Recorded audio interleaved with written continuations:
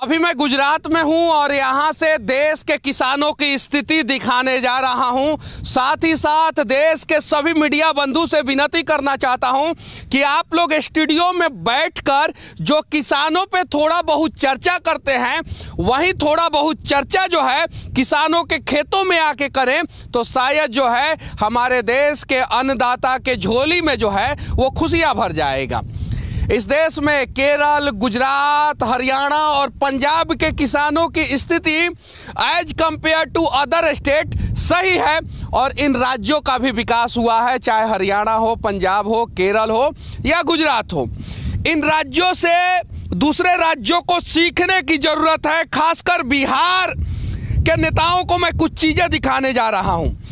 गुजरात में कॉटन की खेती यानी कपास की खेती भरपूर मात्रा में होती है, लेकिन साथ ही साथ यहाँ पे गन्ना की भी खेती होती है, जबकि यहाँ का ज़मीन जो है गन्ने के लिए उतना उपजाऊ नहीं है जितना बिहार का ज़मीन है। लेकिन आप देख सकते हैं सरकार के द्वारा प्रॉपर व्यवस्था किया गया है और हर खेत को पानी दिया जाता है। गुजरात में पानी की कमी होने के बावजूद बिहार में अत्यधिक मात्रा में पानी है। अगर उसको सिर्फ और सिर्फ चैनलाइज वे में कर दिया जाए, जो उत्तर बिहार में ज़्यादा पानी है, दक्षिण बिहार जो है सूखा से ग्रसित है, उत्तर बिहार का पानी सिर्फ और सिर्फ दक्षिण बिहार तक पहुंचा दिया जाए तो शायद जो है बिहार के किसानों की स्थिति भी जो है वो सही हो जाएगी। जब गुजरात में गन्ने की खेती हो सकती है, गुजरात में चीनी मिल हो सकता है और अत्यधिक मात्रा में हो सकता है, तो बिहार में गन्ने के किसानों का मदद क्यों नहीं किया जाता है? जबकि बिहार के किसानों का रीढ़ का हड्डी जो है वो गन्ना होता है और बिहार के किसानों का रीढ़ का हड्डी ही तोड़ दिया गया है।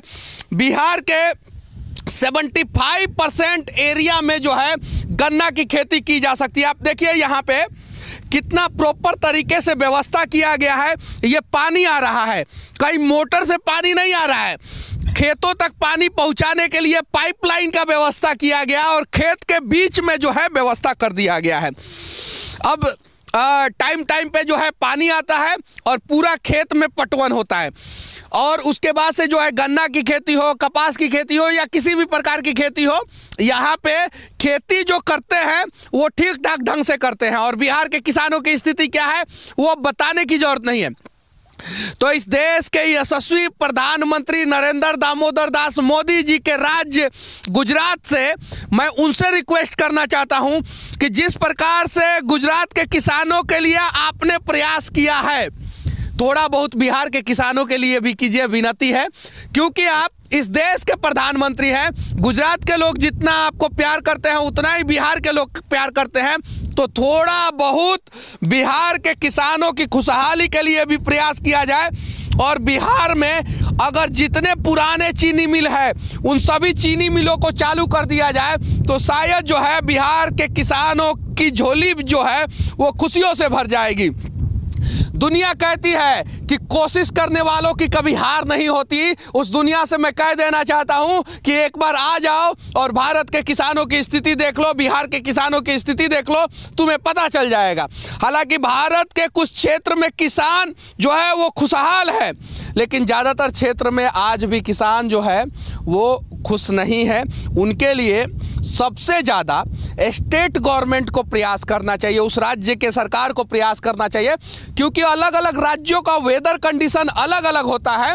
तो जिस राज्य की मिट्टी जो है जिस फसल के लिए उपजाऊ है, सही है, वेदर कंडीशन जो है जिस फसल के लिए सही है, उस राज्य में उस फसल का बढ़ावा दिया जाना चाहिए।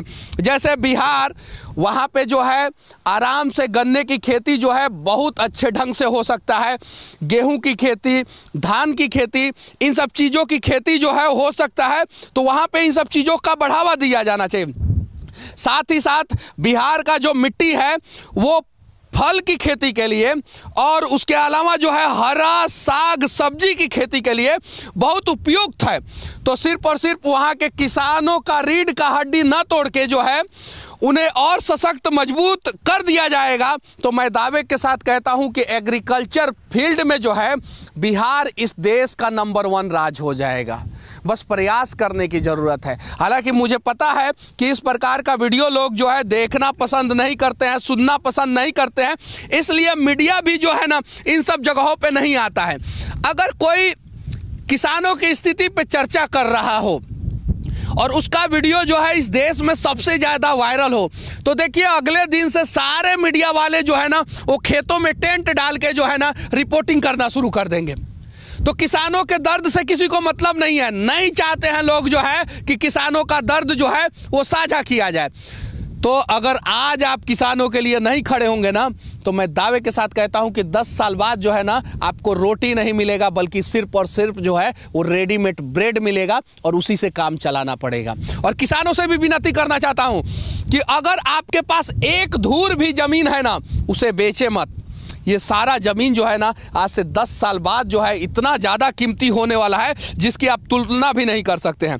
और बिहार सरकार के कृषि मंत्री पता नहीं कौन है, पता ही नहीं चलता है, क्योंकि कृषि मंत्री बिहार में तो कुछ काम ही नहीं करते हैं। तो जो भी हैं बिहार सरकार के कृषि मंत्री, उनसे विनती करना चाहता हूँ कि आप जाइए केरल में एक बार जाइए, आप आइए गुजरात में एक बार आइए, आप पंजाब में एक बार, आप हरियाणा में एक बार, कि वहाँ की पुरानी सरकार वर्तमान सरकार ने किस प्रकार से किसानों के विकास के लिए प्रयास किया है।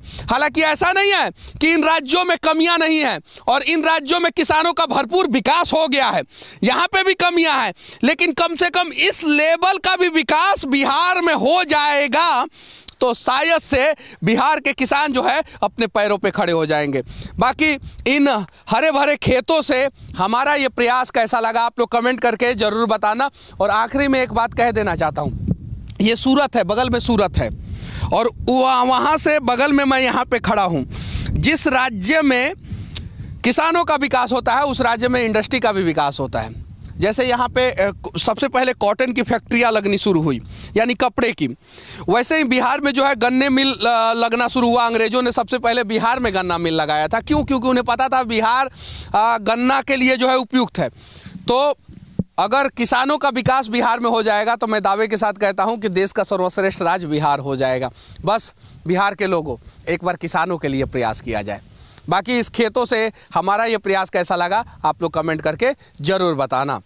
जय हिंद, जय जवान, जय किसान।